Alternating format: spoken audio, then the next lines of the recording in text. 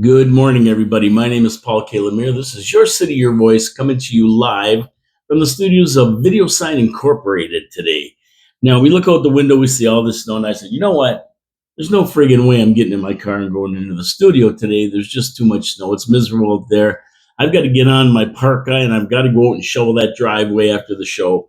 So I said, you know what? I'm sticking in the studios here today. I have my trusty cat, Sylvester, over here.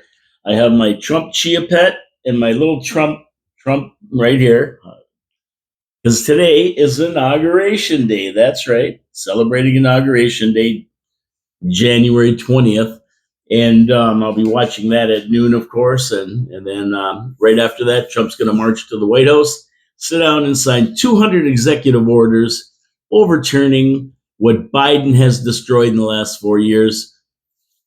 Beautiful day that me and a lot of my friends have been waiting for 4 years, to be honest with you. We've taken a lot of abuse, a lot of hammering from people, the left-wing wackos, but you know what? He's back. The United States is back, and hopefully Canada moves right along with him. So here we go for the show today. And of course, being in the studio like this, there'll be no live show on 4680Q radio. Can't do it without being in the studio. Wheels was supposed to be in the studio today. He said he was going to send me some comments on the budget. I never got any. I never received any, so I won't have a chance to get his views on there, but I'm sure he'll be talking about it somewhere else. So that's a good thing. Okay, so let's start off with my sponsors first. Then we're going to get right into the budget. And there's lots to talk about, believe me. Wild Bill's Auto Repair and Body Shop, Hamill Machine Shop, and Pete's Pizza on Victoria Avenue. Yeah, there are three great sponsors, and I love them to death. Of course, we look out in the weather today and we say, uh-oh, if you're broke down on the side of the road, don't say I didn't warn you. I told you. You want to be proactive, not reactive, and standing out in 20-degree weather, Fahrenheit. You don't want to be standing out in that and monkeying around your car. If there's still time, get it to see Ken Hunter at Wild Bill's. He's going to go over your whole car, plug it into his computer, and he's going to make sure that everything's running good. Take it for a drive, make sure there's no clunks and clanks that you have to be concerned about, and then give you the report. If there's things to be fixed, you can fix them before they cause you a main problem on the road. Now, what you want to have, I asked Ken, what are the two things? And he said, heaters, so that you can defrost your windows on these cold days, and suspension. I go, suspension? Wow, that's interesting. He goes, well, Paul, everything's ice out there. People are sliding around corners. They're tweaking and their suspension. They're hitting ruts. They're hitting bumps. It's hard on the suspension winter, plus the cold and the thaw, the freezing temperatures. So get it all checked out. Take your car into Wild Bill's Auto Repair and Body Shop, Oakwood Drive, next to the Kia dealership. Get them to check it out. You're going to be happy. Your car's going to be happy. Tell them Paul from Your City, Your Voice sent you, and I'll be happy. And don't forget, when you see this video, subscribe to the channel. You'll get a notification when I'm posting another video. Subscribe to the channel. Thumbs up, thumbs down, comments, whatever you like. I'm not going to do comments tomorrow. I'll do them tomorrow, or today. I'll do them tomorrow because today we just won't have time to get through everything if we do that. Now, you have to remember that first off, when you look at the budget at NiagaraFalls.ca 2025 operating budget, that's what you want to look at. They already okayed the capital budget. That was back in November. You have to understand that these are just projections. And that's what the pencil pushers at City Hall think that revenue and expenses will be. So this is just their thoughts on what it's going to be. And if you look at my shirt here, it's a beauty. It's got a guy. I'll stand up. John, I am wearing pants. John Ringelbein, please use it. Please use it. And it's the stick guy holding a brain. And we're asking City Council to use it tomorrow at the meeting when you look at the budget. We're hoping you use your head and use common sense. That's what we would hope. So the pencil pushers just enter numbers, and it's a projection of what they think revenue and expenses will be. Nothing is written in stone. Remember, it's just on word. And the budget's flexible, And it's just a guide for city councilors to see where revenue comes from in 2025, how much we're going to get, and what the expenses are going to be, and what departments are looking for increases or, well, never decreases, obviously, always increases. So this is what it's all about. In 2024, we saw the capital budget approved during the 2024 council meeting, and they approved, I think, the budget of about $50 million, right? That's already been approved. And during 2024, in 2023, they approved the capital budget for 2024. It was around 65 million or so, 68 million. There's been a drop because we had a couple big expenditures for capital equipment and stuff. So, but it was approved. And then during that year of 2024, 10 million more was spent than they allotted for. So you can see it's flexible. Now, where they got the 10 million from, that's another story. But they managed to spend 10 million more than they budgeted for. So that proves that it's flexible. Things can change during the year. So it is flexible. So when you see the budget written on a piece of paper, right away you got to say, well, it's flexible. It can be changed. And it doesn't have to be changed during the year. It can be changed at the meeting. That's right. City councilors can vote to change the budget at the meeting. They can say, we don't want this. We don't want that. We want to do this. We want to do that. Those numbers can be wangled around. And if they want, they really, really want, they can come in at a zero budget. Sure, it's a bit of work. They got to find out where they're gonna cut expenses or build revenue. But at the end of the day, it can be worked out.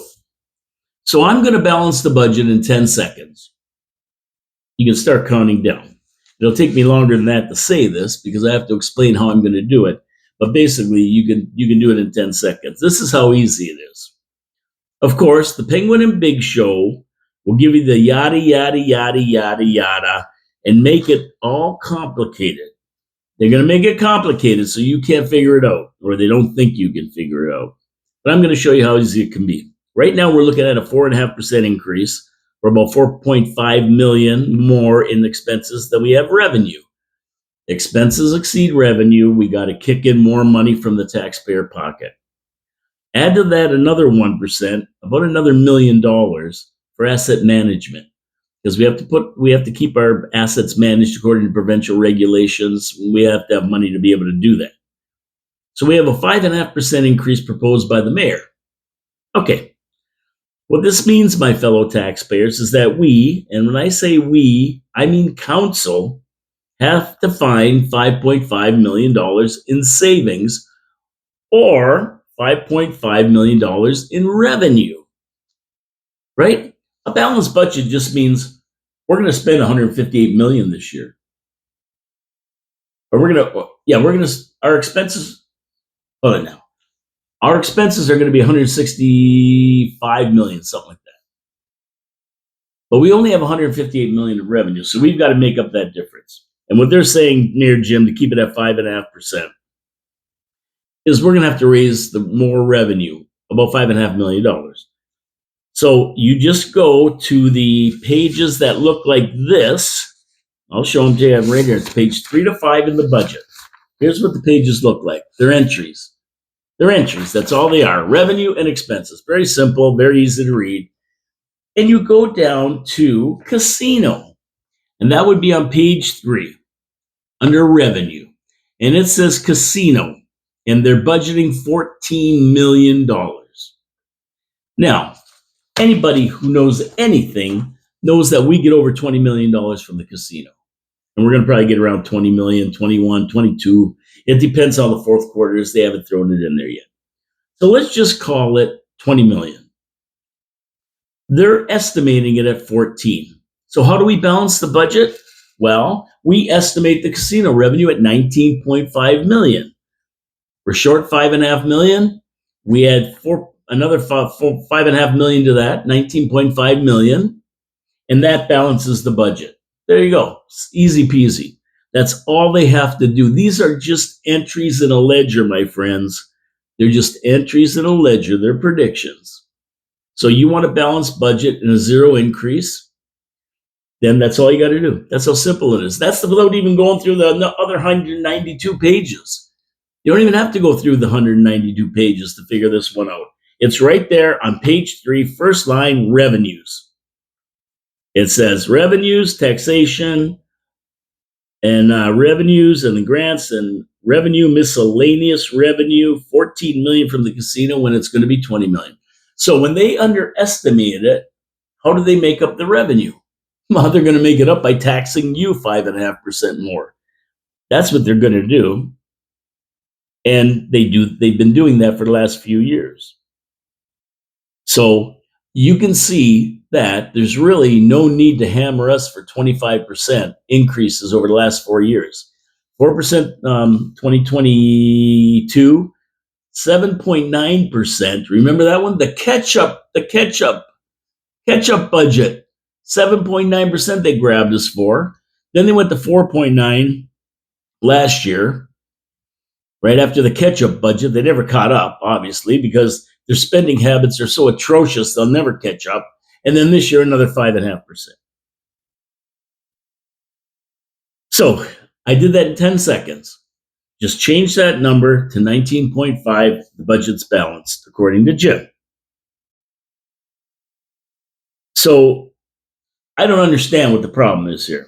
Also remember that for every $1 million of savings that council can find, that's 1% drop in the final tax bill for us, right? So as you go through the budget looking for ways to save money, remember that fact. Every million of savings represents a 1% decrease, because that also means if we have the budget balanced by putting 19.5 million there instead of 14 million, then any other money that you find drops our taxes by 1% or 2%.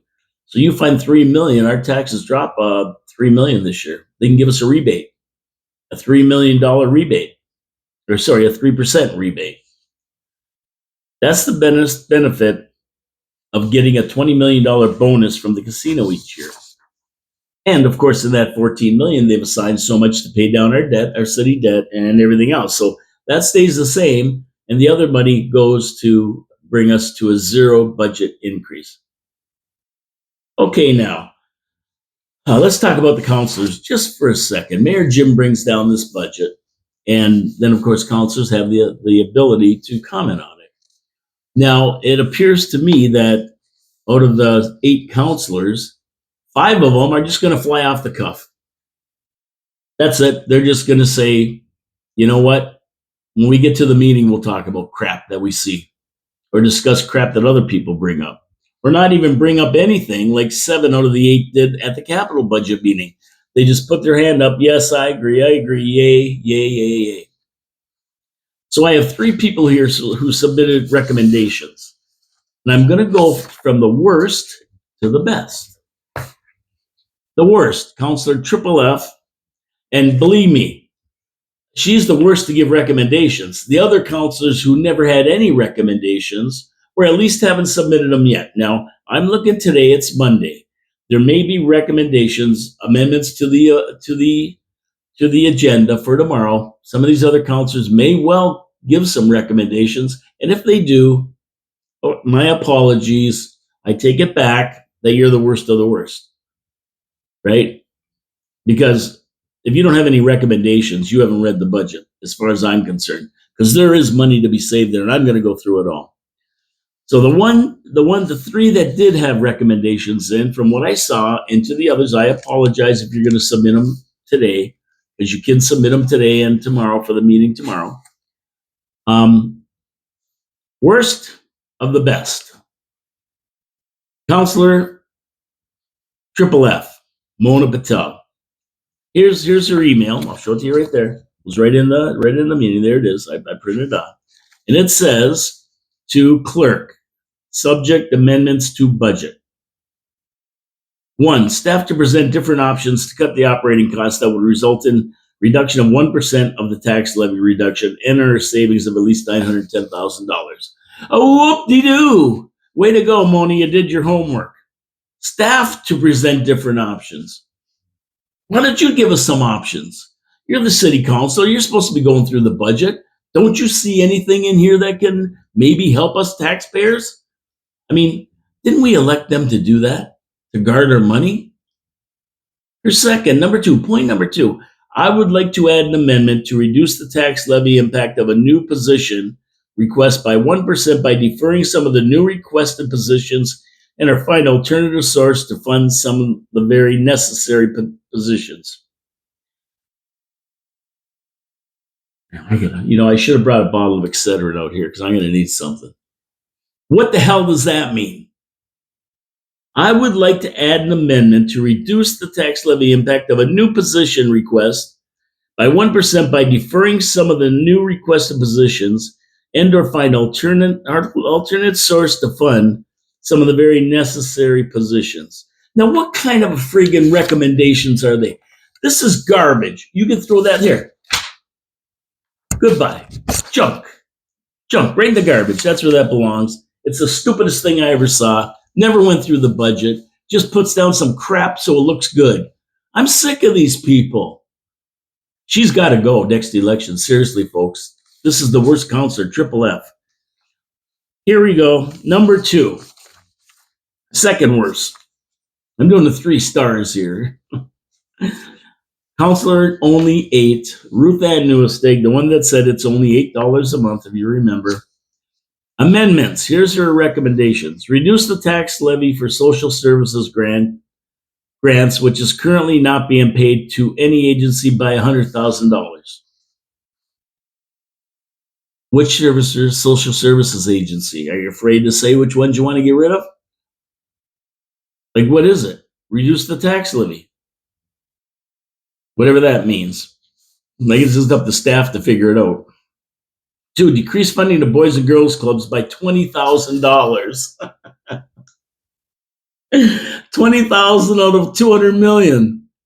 Yeah, $165,000 for the operations budget of $50 million for the thing first. So what? $215 million. Reduce something by $20,000. Are you? Come on. Is this some kind of joke? 3, increase the MAT tax use by $120,000 for cleanup services. Direct staff to work with BIAs to coordinate cleanups to maximize efficiency and effectiveness.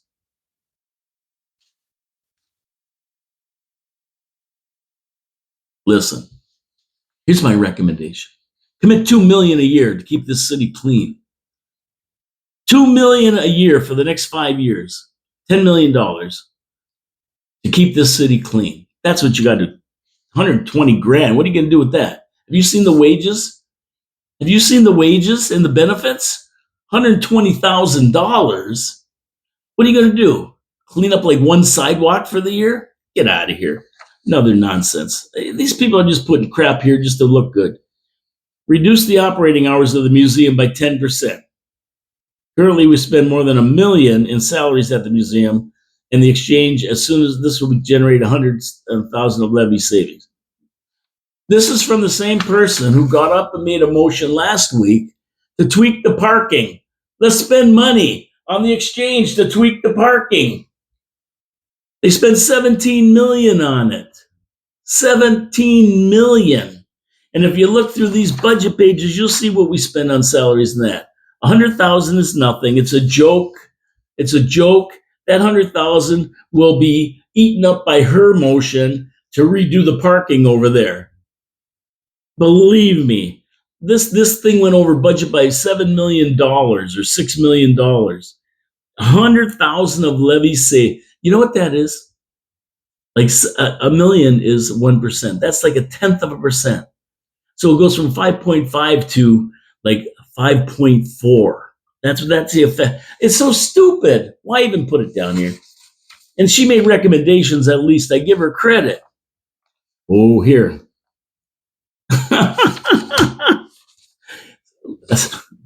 Do I have enough time to do this show?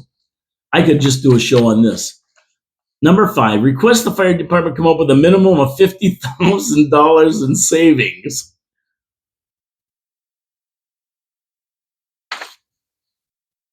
$30 million budget. She wants them to find $50,000. Are you kidding me? Oh, wait till I get to the fire department. 50,000. This is a, you know what? I've never seen. How can these people put this on paper and send it? Are you kidding me? I laugh. This makes me laugh. This is a joke. It's a joke. Where's my friggin' button? Joke. Yeah, that's it. 50,000 of savings on a $30 million budget. 1 million is 1%. 50,000 is X. Do the math.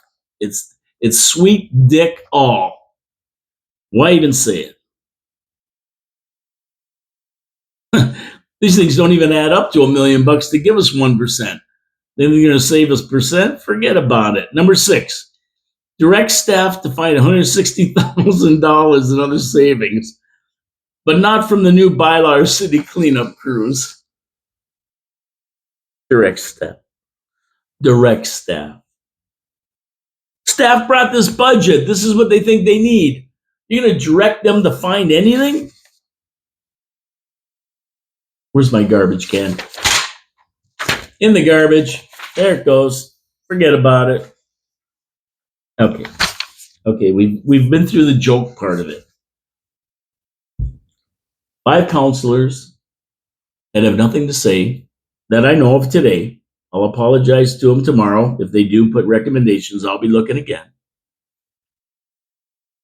2 counselors that have given recommendations so ridiculous, they're not worth looking at. Now we get to somebody who really understands what's going on.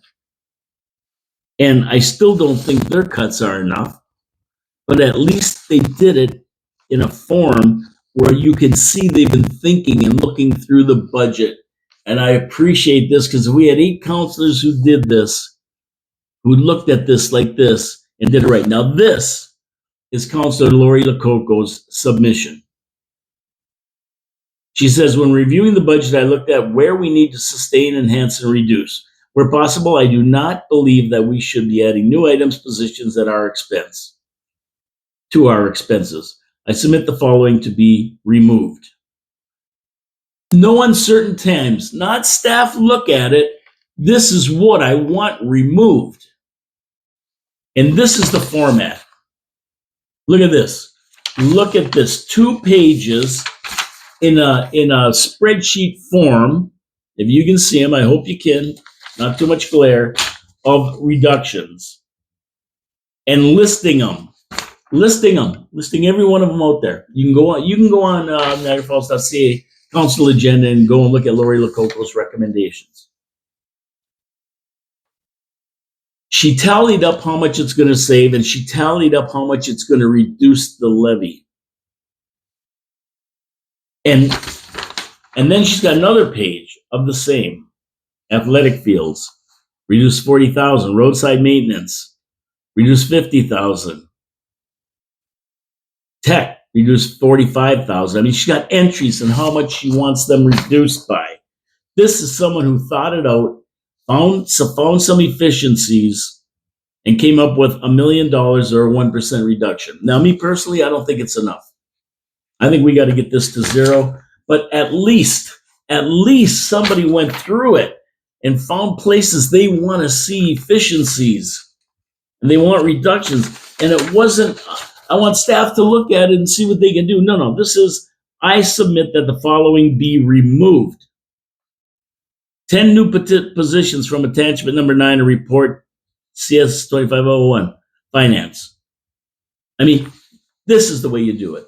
If every counselor showed something like this in their view of it, hey, if we can get $1 million from each counselor that they think we could save, that's $8 million. That's it. That's covered. That's our 0 budget right there. I mean, right now we have an army of 1 that I know of. Like I say, I'll apologize tomorrow on the show if they do indeed find more efficiencies. The other counselors, nothing yet, and their track record is they never even asked a question about the capital budget. Question 1 expenditure on 382 pages. Do I expect any more from them now? No. Okay, so let's get into my first sponsor, Wild Bill's. I already said Wild Bill's. Yes, my second sponsor, Pete's Pizza on Victoria Avenue. I love pizza. Guess what I'm having for supper tonight? You got it. A pizza from Pete's Pizza. I'm gonna get the Canadian with the pepperoni, mushrooms, and crumbled bacon. One of my favorites. They know how to make a pizza. I'm a pizza snob.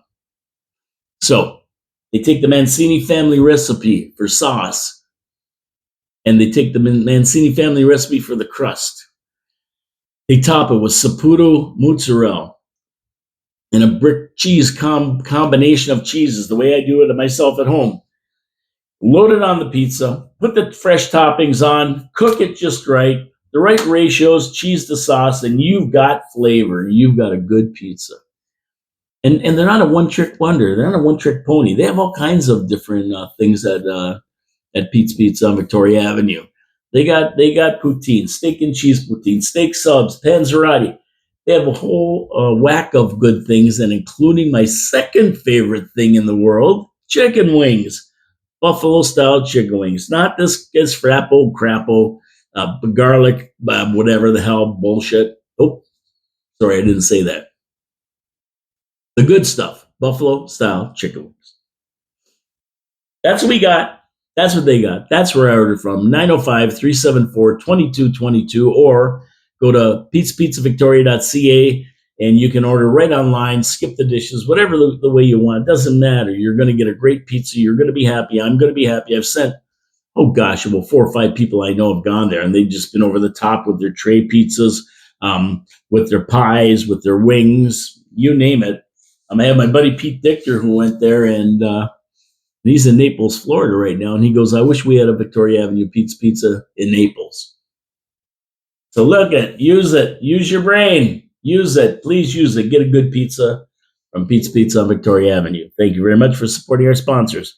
Okay, let's move on to my journey through this budget. And I've got to get through it fast here. Well, not fast, but I still got a lot. I still got another half hour, 45 minutes. Okay, the first stop on this 192-page journey for me was at page 3 and 4, of course, and that's this, to look through what's going on. That's that. That's the ledger. That's kind of a wrap-up of it. And it shows that we're going to take in about 8.25 million more in revenue than last year, which is to be expected with the developments going in the city and other revenue. But we're going to spend 15 million more than that.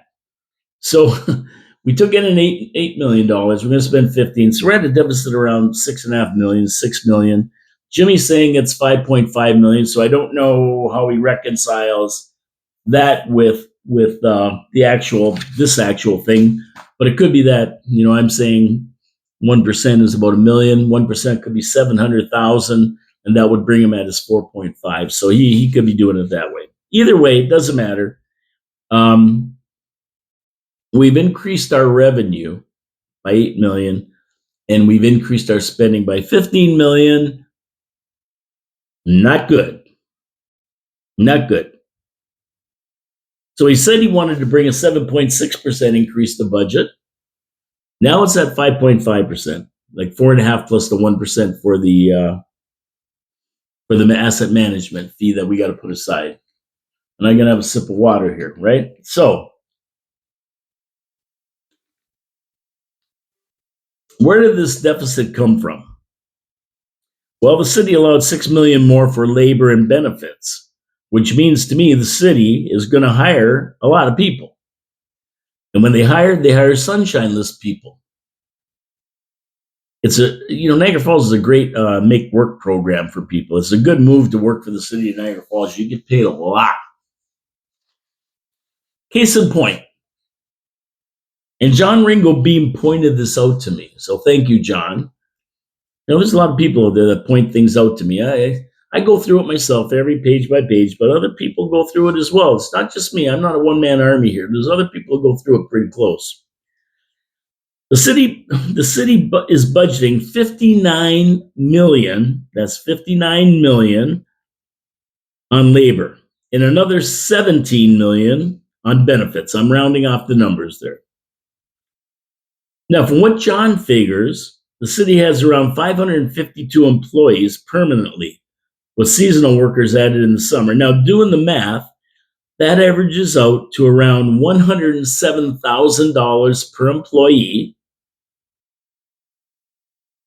But we know that the average city worker makes 25, 30 bucks an hour, 52,000 a year or something like that. So that means we have a lot of admins, management, a lot of supervisors, a lot of staff at City Hall making big money, sunshineless money for sure. And lots of them bring that average so high, 107,000 bucks a person. Over to benefits, the benefits side of the expenses, right? Benefits are projected to cost the city $16,716,262. $16,716,262. And with the salaries, works out to about, well, the salaries are separate, 107. This is $30,000 an employee for benefits. $16,716,262 divided by 552 people is $30,000 per employee for benefits. Now that seems excessive, does it not? 30,000. If that was the number, we could self-insure as a city and save a hell of a lot of money. But the question is, does that include their pension plan payments and WSIB costs? I don't know. And that's the problem for us taxpayers. We don't get to drill down and find out where this money is going and what it's going to. So we don't know the actual numbers and how they're allocated. So that's the problem right now. We just see one number for everybody, the 16 million, and that's not right. Now, moving on, the mayor and council costs $667,600 plus the amount of $445,885 for their staff and support, which appears to be basically a make work program, which is 80% wages and benefits, and even overtime is thrown in there. So they're a total expense, and that's what they get paid. I'm just letting you know that, so you know what they get paid, what it cost us, the taxpayers. Just over $1 million, 1.1 million for the mayor, council, and their staff and support. But it's the other numbers, that employee costs, and that's because of the hiring spree Jason Burgess has been on. He is known to hire a lot of people. And when you look at $26,700 for desks, and you look at 33 people hired at $100,000 each, it don't take long to add up to these numbers. It doesn't take long. And they want to hire more this year. You saw it in Lori Lococo's presentation about that.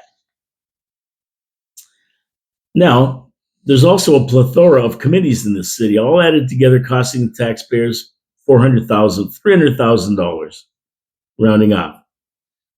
And some of them appear to be make work programs. I'm not sure exactly what they do or why we have them, but they all suck money out of the taxpayers.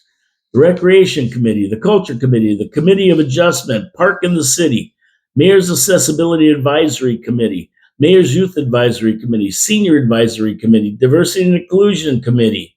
And that should be abandoned immediately, by the way. DEI is so last year, it's not even funny. Trump's getting rid of all that crap. Anti-Racism Committee, another committee that I think can be disbanded. And the Municipal Heritage Committee, another one. And all these take a certain amount of money to run, totaling up $308,849. Now, library services. This is a big one, and it's always one of contention.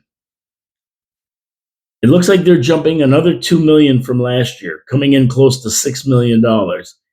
Now, Mike Strange asked a lot of questions last year, and everybody was up in arms, but he was right. There are savings possible here. I thought we'd see a decrease since the Chippewa Library was shut down, but it appears spendthrifts always manage to find a way to spend instead of save.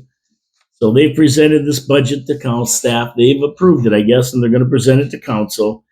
Now, there's no breakdown for library services. They just have $5,862,586. That's the bill for us taxpayers. But if I remember right, wages and benefits take up close to 70% of the library. They take up 70% of the money we give them, which I figure is pretty high. I don't know. Maybe it isn't for a service like the library. And people will fight you to the death about the library. Oh, we got to have that. We got to get a library. And I'm talking about in the age where you can just pick up the phone and get any information you want. So, I mean, there is a place. People do go there, but is it worth $6 million? Once again, we need a DOGE. We need a Department of Government Efficiency to sit down and figure out exactly what we need in the form of a library. Do we need that building on Victoria Avenue? Do we sell it? We put the library in a smaller building. We're spending millions out in the one in Stanford Center now. The one in Chippewa closed. They're going to integrate it with the new arena if they build it out in Chippewa. So, this is a lot of money we spend on it. And like I say, with technology at hand, a lot of people don't need the library anymore. I mean, it could really be, if you want to get down to it, a 6 o'clock till 10 o'clock and weekend place. Cut the hours, all the day hours, and just get people in from 6 till 10. Leave it open at night when students can go in there after school and people can go in, and then open it on weekends when people are off and they have time. And then you can also have these traveling libraries. So if you're into books, you can just go to a mobile library or whatever, and you can get your books from there. You just tell them what books you want, they're delivered to you, for that matter. It'd probably be a lot cheaper than $6 million to do that. There's all kinds of ideas, but I think there could be a couple $1 million saved there if we were smart about it and really looked at it. But at the end of the day, we have to have the will from council to do it. Now, moving on to the city operating fund, page 28 of the 192 pages, there's one entry that always irks me, and that's the payment, of course, to the Niagara Regional Police Services for $2.5 million for the casino patrol. We're paying the Niagara Regional Police $213 million a year. That's their budget this year, an increase of 14%, 13.29%. And they're still grabbing us for $2.5 million. Listen, we pay a lot more than Welland and not St. Catharines, maybe because they have the population, Welland and Port Colborne and the rest of the region, maybe except for the exception of St. Catharines. We pay the most. We're already paying them $213 million, our share. Why do we have to continue to give them $2.5 million for the casino patrol when they're patrolling the streets of Niagara Falls already?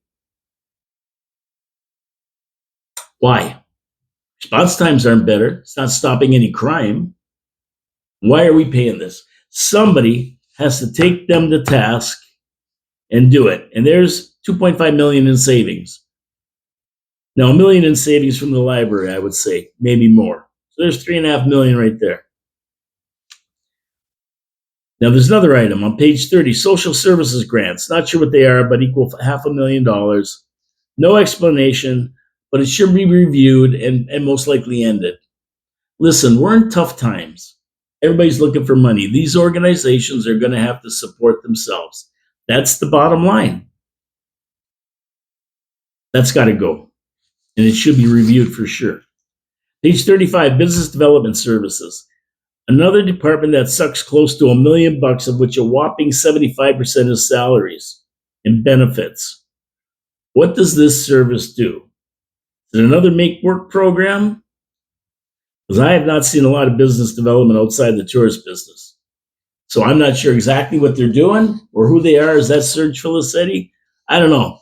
But that department maybe should be handed over to the region or something, because I don't see it doing a lot for this city. Page 36, my favorite, the Useless Innovation Hub. A lot of bragging coming out of there. And a lot of make work for friends programs, it appears. $700,000 as a gift. They refuse to show their books. I want to see them. And we see where our $700,000 is going, and I can guarantee you it's all going to salaries. But until they open their books, they should stand up. Some counselors stand up and say, no, you're not getting a dime.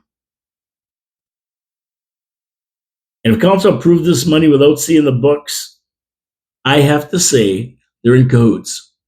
They're in cahoots with this scheme, whatever it is. I don't know. I'm not an investigative reporter. I'm sure somebody out there who knows we need a whistleblower. Where's the whistleblower? We need a whistleblower on these guys. Enough is enough, but that's 1% on our tax bill for this. And I don't know, appears to me to be some kind of a con job. Saving 700,000. Now we're at probably about 5 million of savings just from those pages. Page 37, Small Business Enterprise Center. 353,000 a year we give them. So 273, 353, 273, of which 228,844 comes from the provincial grant, which leaves the taxpayers on the hook for 125 grand almost. Okay. Sorry, but what is this? We have the Innovation Hub. We're given 700,000. Aren't they supposed to be a small business enterprise center? That's what they do. They brag about doing that. Why the redundancy? Department appears to be another make work program. Get rid of it. Save $125,000 for taxpayers overnight. Now, where are we at now? Okay. Oh, did I miss a page? I think what I missed was the fire department, which was a big one. And I think I can rip it off by, memory. So the fire department, $30 million we give them. 30 million bucks. Now, we have to investigate the fire department. We cannot just keep giving them money. They come to city council looking for money all the time. I can tell you from my investigation that 1.5% of all calls to the fire department are for fires. 98.5% are for other things. Now, a certain percentage is for gorge rescues. What is there, maybe 5 to 10 a year? That's a specialty squad you need. Some of those fire calls, the 1.5%, are for car fires. There's accidents where gas spills and they have to attend. And of course, they have to use the Jaws of Life, another specialty item that you have to have specialized training to use properly. Okay, so we have that. The rest of their calls are medical calls. And I'm trying to figure out why they don't just send EMS. They don't send the EMS guys. That's what they do, medical calls. But if you call for a heart attack or something, the fire department shows up. And that's because they have 7 stations and they're under provincial orders to be there in 3 minutes. That's the parameters they use. Every fire call should be answered in around 3 minutes. That's why we built fire station number 7 out in Lundy's Lane, because these stations couldn't reach out there in the provincial mandate. I think it's 3 minutes, 4 minutes, whatever it is. It's pretty quick reaction time. So when a call comes in, by the time you get EMS out there, it could be a while if they're busy. There's only not that many of them. So they send the fire department. But here's the kicker. Firemen get paid $120,000 a year. EMS get paid $60,000 a year. If 98.5% of our calls to the fire department are not for fires, that tells me we can reduce the number of firefighters that we have. Now, are we going to fire everybody? No, we're going to do it by attrition. And we're going to replace them with EMS workers. Now, if we cut the fire department staff by half, we're going to save millions, multi-millions of dollars. So what happens if we have a big fire and they have to all be called there? There's a lot that got to be called. Well, we have what's called a volunteer fire department. That's right. We have 30 volunteer firefighters who work on a scale per year, a pay scale per year, that can be called upon if we have a lot of emergencies. They're trained just like firefighters. They know what they're doing. They go for the training. They're the very same, only they're on a volunteer basis. They're called when needed. So we have a fire over there. All these guys got to go over there. And we need more firefighters in the fire hall for just in case. They call in the volunteers. And they're ready to go. We can do it that way. That's one way, right? The other way is to move dispatch out, like Jason Burgess, the Penguin, wanted to. He wanted to get rid of dispatch and save us $250,000 a year. That's another way to do it. We can also immediately drop the 24-hour shift and move to a 12-hour shift mode like everybody else. Now, I read this thing and I kind of tried to do the math, and I figure that firefighters work around 90 days a year, 9 days a month, less their personal time and other time off. So 9 days a month on these 24-hour shifts.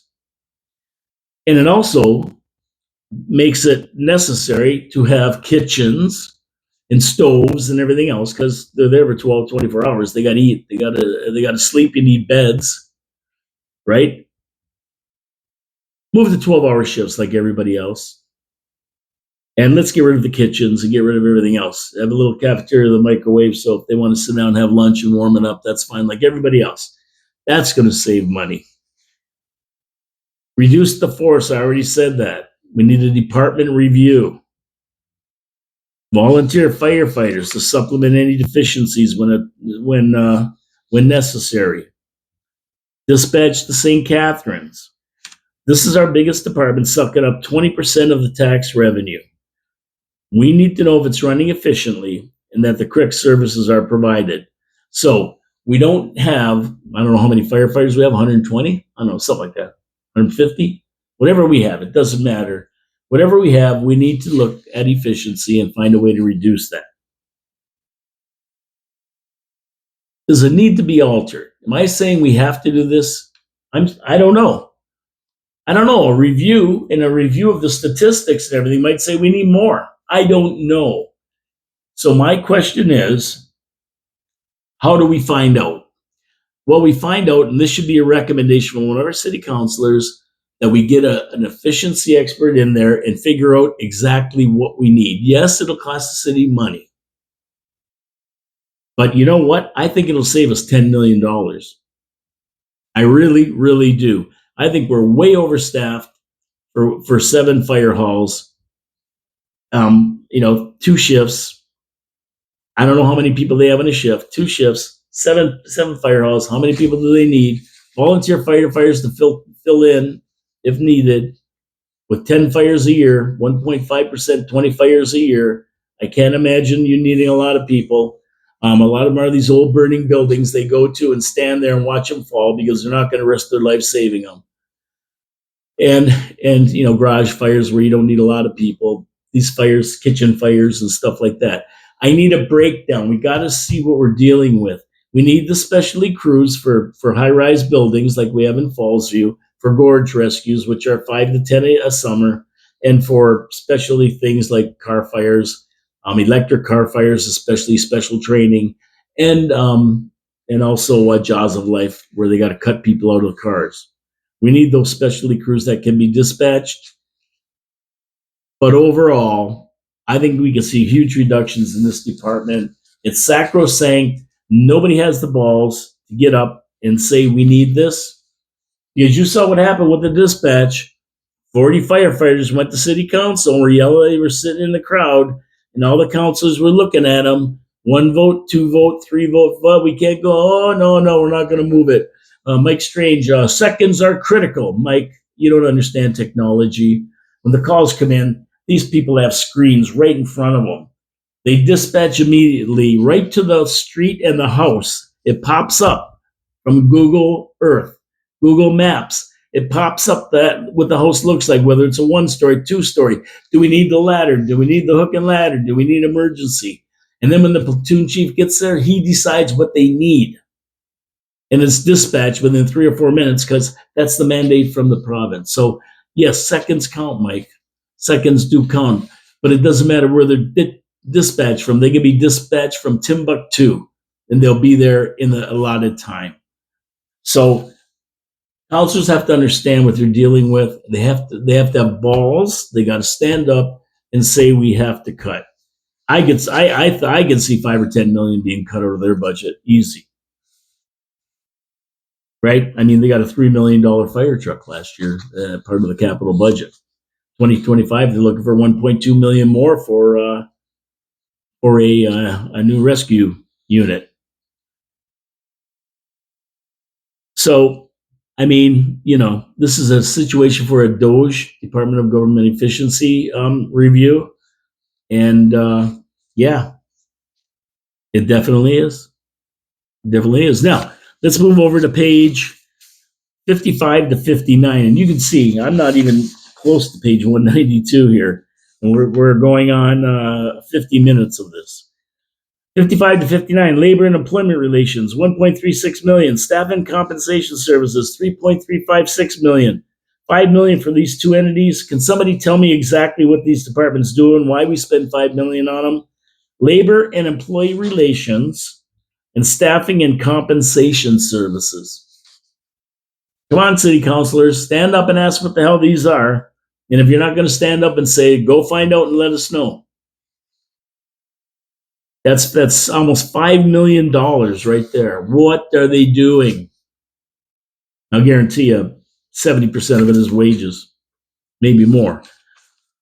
Okay, 76, 77 page, Information Service Department, software, 4.2 million after spending 3 million last year. 7.2 million on software over 2 years. What the hell are they using it for? They're not sending a Starship to Mars. What the hell? This seems excessive. And not to be outdone, they see another million here on what they call hardware, which is compromised mostly of software. So add another million to the 4.2 million software costs, putting software at 5.2 million. Come on, man. Come on, man. $1 million for hardware. That's computers and stuff. $1 million. What kind of computers are they buying? Computers are $2,000. How many computers are they buying? 50 computers at $2,000. What is that? Right? Figure it out. That's $1 million. They bought 50 computers, new computers. They're replacing everything. What are they doing? I don't care. I want to know. We can't see a breakdown of it. It just says hardware. What hardware? Did they buy 50 more new computers? Did they replace 25? Okay, well, let's see it so we know. A lot of money, $1 million. Okay, page, let's see. Page 85, casino revenue. That's where you see the 14 million. Underestimated. We said we have to prop that up.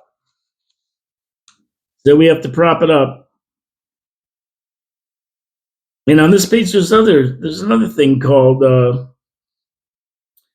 revenue has gone up by 7 million from last year. And it looks like it's due to a mysterious entry called other revenue.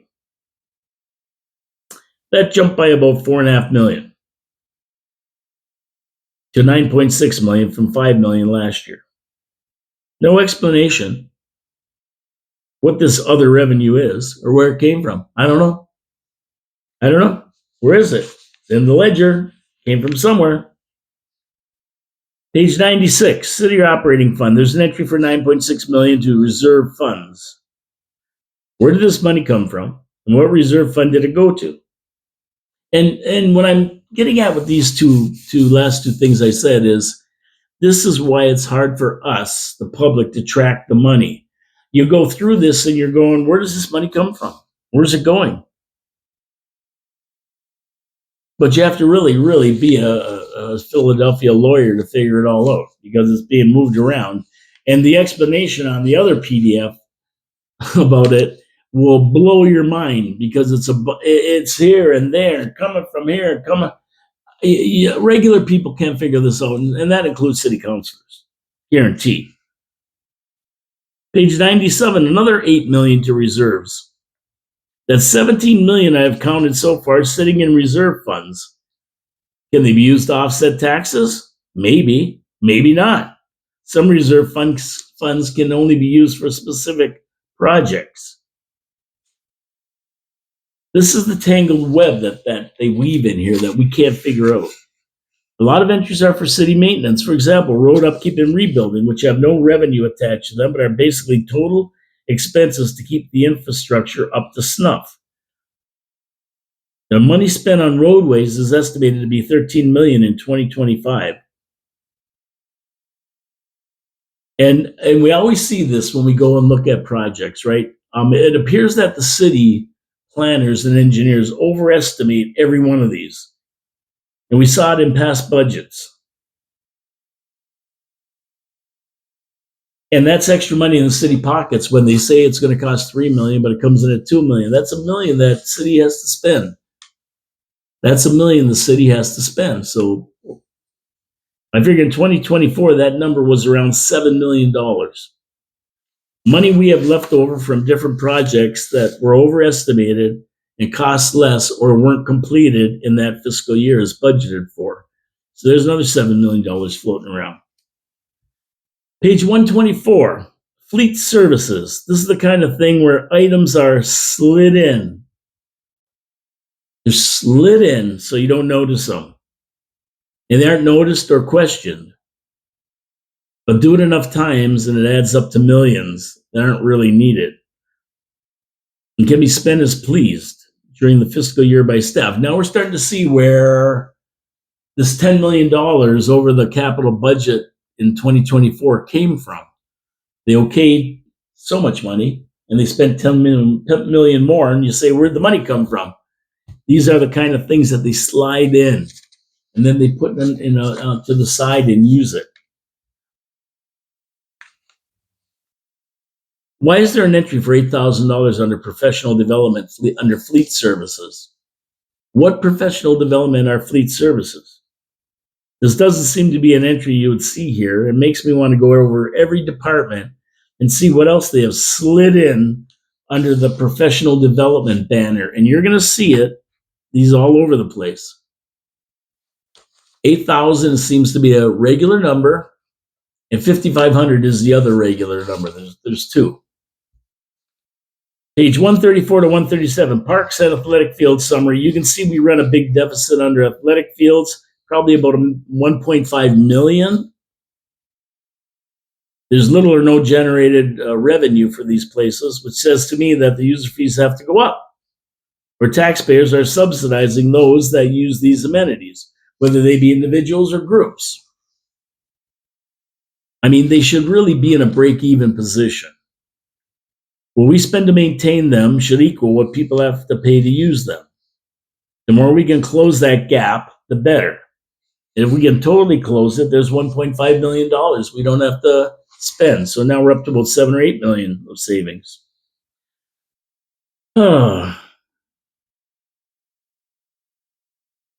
Page, I think, 146, Municipal Enforcement Department.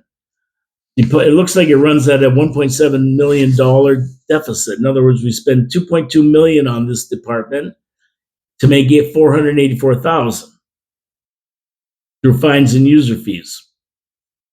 Why do we spend $1.7 million here?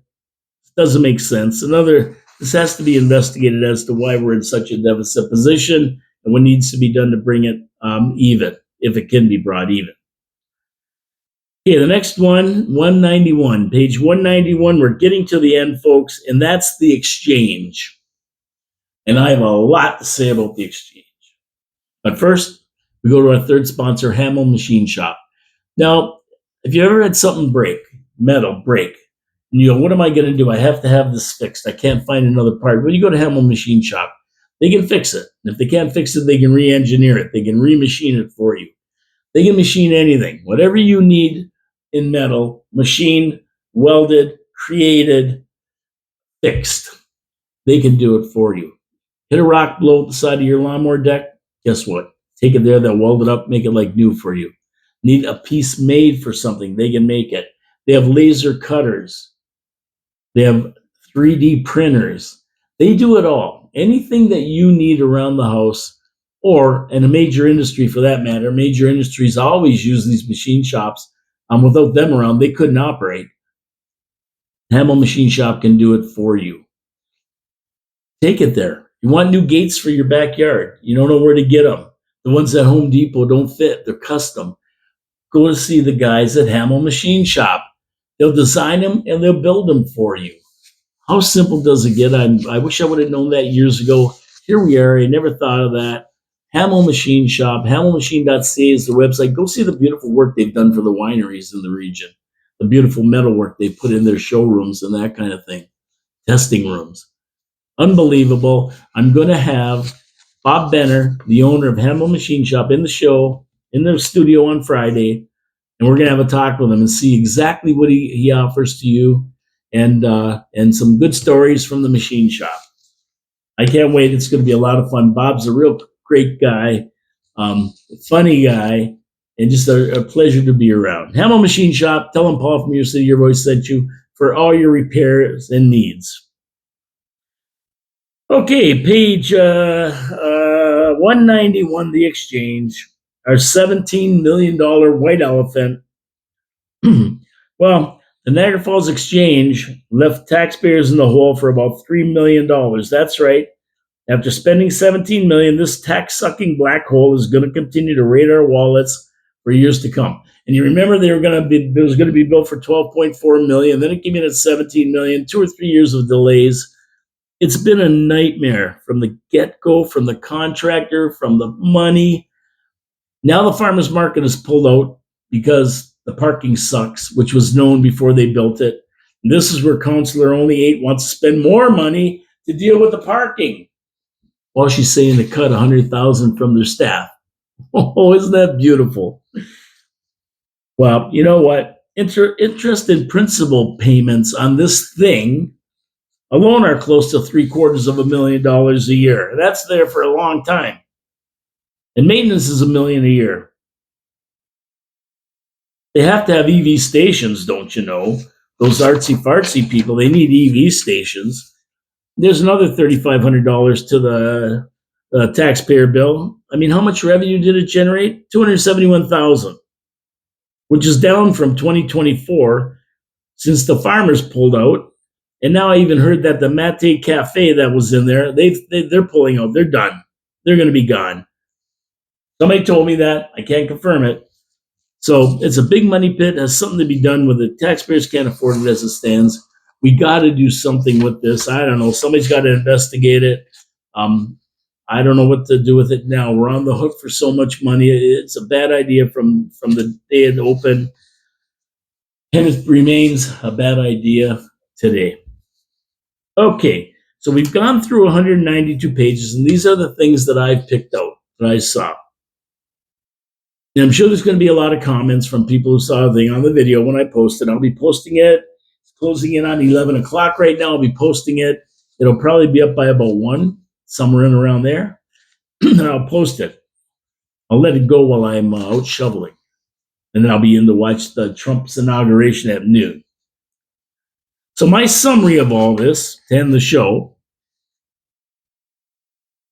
I think if council questions programs properly, they can find maybe 7 to 10 million in savings. But you know what? You have to have the balls to make the cut. And I've never seen council stand up in unison and make these cuts. Never. It's always 10,000 here, a little bit here, a little bit there to kind of pacify us. And really, it just makes me madder because I know there's more. They just don't have the balls to do it.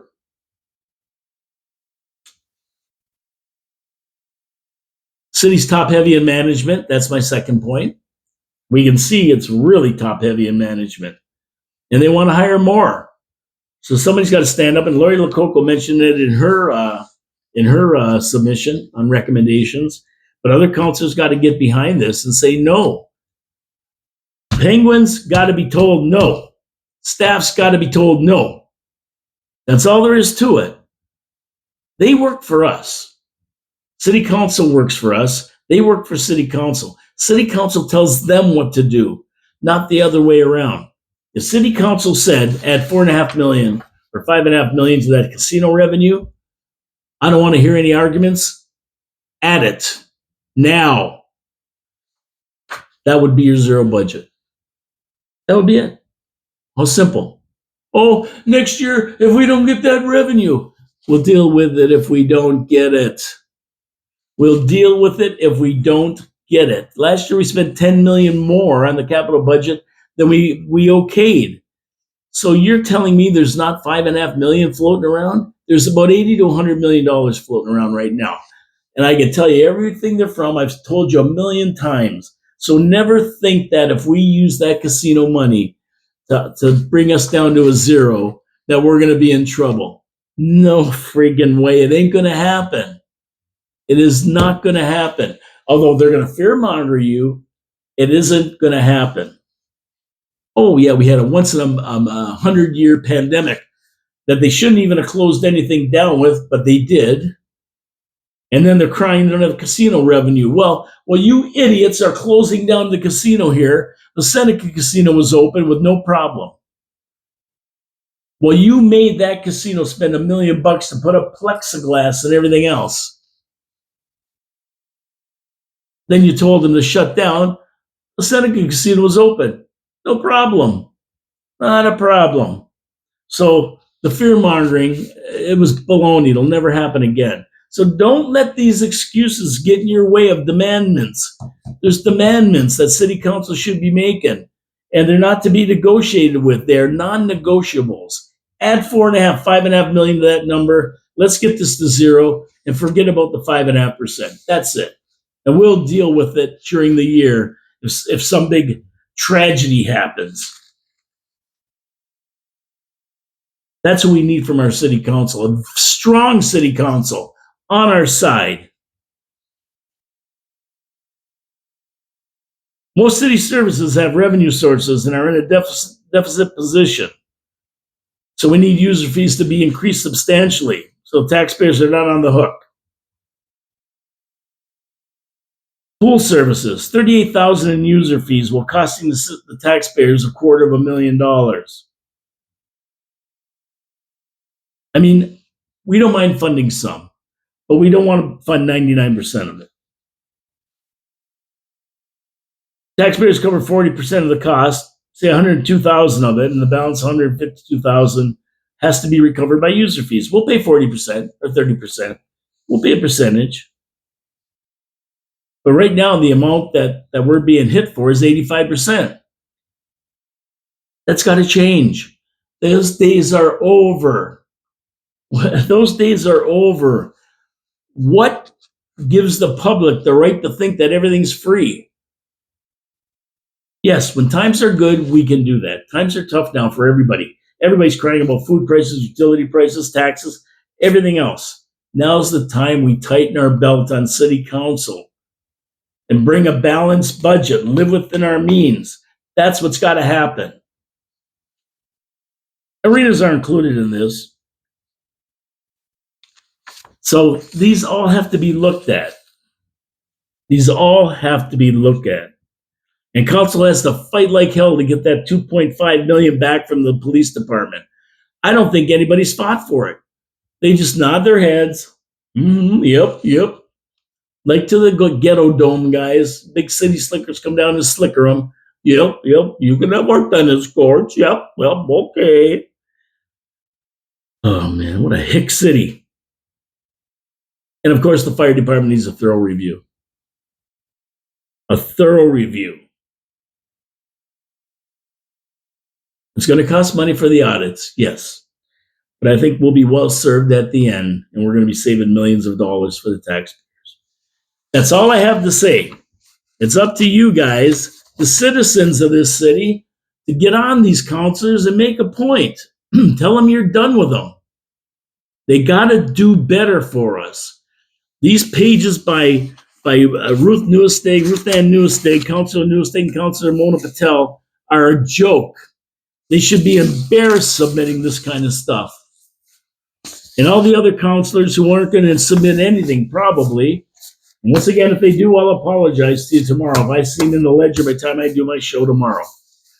but I guarantee you, if their track record is anything, they're going to do ad hoc talks on stuff. Well, I think that I've been looking at this. They never looked at nothing, or they'd have recommendations in. We got to be better. City council's got to be better. The citizens have to be better. We have to get involved. We got to put pressure on these guys. And if we don't, then you're going to get another 5.5% increase. You're going to eat it and you're going to shut up. Because that's what they want you to do. That's what they want you to do. And the closer we get to election, the more they're going to be, yeah, we know we got to cut taxes. They've been there 20 years, some of these guys. They haven't cut a thing. We got one councilor who can't even come to meetings anymore, and they won't get rid of them. I'm done. I'm done for today. Thank you very much for tuning in. I'm going out to shovel to relieve some stress, because this gives me stress. This gives me a lot of stress, and I don't need it. So it's up to you guys. I've done my part. It's up to you guys to do your part. My name is Paul K. Lemire. This is Your City, Your Voice, coming to you live from the studios of 4680Q on a normal day. But on a day like today, I'm coming to you from the studios of Video Sign Incorporated. But you can't tune in live today. But most days you can tune in live at noon on 4680Q. And you can hear the show, and then you'll see the video later on. Because sometimes I get wound up and have some pretty good antics going on. Anyway, have a great day, everybody. God bless you all. Support our sponsors, Wild Bill's Auto Repair and Body Shop, Victoria Avenue Pete's Pizza and Hamel Machine Shop. They'll appreciate it. I'll appreciate it. We have to support small business. Talk to you tomorrow at noon, hopefully in the studio. Looks like it's going to be clearing up in the next few days. And I'll see you there. Have a great day, everybody. Ciao, ciao for now.